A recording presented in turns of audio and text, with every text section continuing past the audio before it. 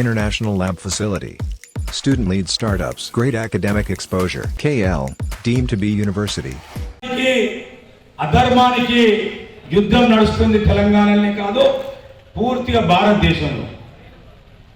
కాబట్టి ఈ ధర్మానికి అధర్మానికి యుద్ధము అనేటువంటి సబ్జెక్ట్ నేను దేశవ్యాప్తంగా పోకుండా పెద్దపల్లి పార్లమెంట్ చూసినట్టయితే పెద్దపల్లి పార్లమెంటు ప్రజాస్వామిక దేశంలో ఒక ప్రాంతం, ప్రజాస్వామిక దేశంగా భారతదేశాన్ని స్వతంత్రం తీసుకురావడానికి వందలాది మంది త్యాగాలు చేస్తే భారతదేశము మనకు సిద్ధించింది.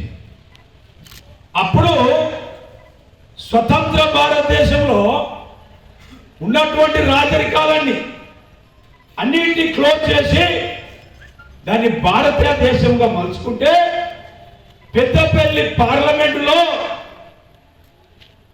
స్వతంత్ర భారతదేశంలో ప్రజాస్వామిక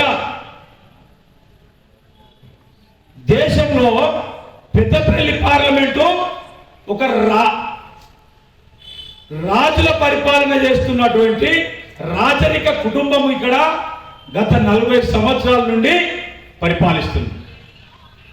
అంటే ప్రజాస్వామిక దేశంలో రాజరిక పరిపాలన, ప్రజాస్వామిక దేశం కోసము లక్షలాది మంది పోరాటం చేసిందో వందలాది మంది ప్రాణాలు పోగొట్టుకుంటే పెద్దపల్లి పార్లమెంట్కి వచ్చేసరికి రాజరిక పరిపాలన నడుస్తున్నది గత 40 సంవత్సరాల. మిత్రుల, నేను అడుగుతున్నా, ఈరోజు ఈ గోదావరి కని ప్రాంతమైనటువంటి ఏరియా పారిశ్రామిక ప్రాంతం.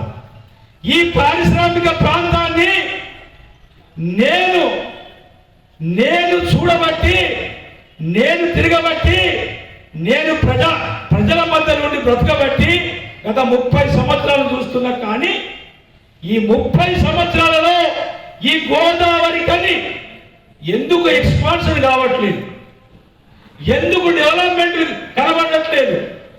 ఈ గోదావరి ప్రాంతానికి మాస్టర్ ప్లాన్ ఎందుకు రావట్లేదు? ఎందుకంటే మిత్రులారా, ఇది ఒక కార్పొరేషన్ అనేటువంటి ప్రాంతం. ఎప్పుడైనా ఎక్కడైనా రోజుకు ప్రాంతం యొక్క అభివృద్ధి చెందుతూ ఉండాలంటే రాజకీయ నాయకులకు ఒక ఆలోచన ఉండాలి, రాజకీయ నాయకులకు ఒక ఎజెండా ఉండాలి. నేను అడుగుతున్నా, మరిన్ని వీడియోస్ కోసం ఛానల్ ని సబ్స్క్రైబ్ చేయండి, లేటెస్ట్ అప్డేట్స్ కోసం వాట్సాప్ ఛానల్ ని ఫాలో చేయండి, అండ్ లింక్ డిస్క్రిప్షన్ లో ఉంది.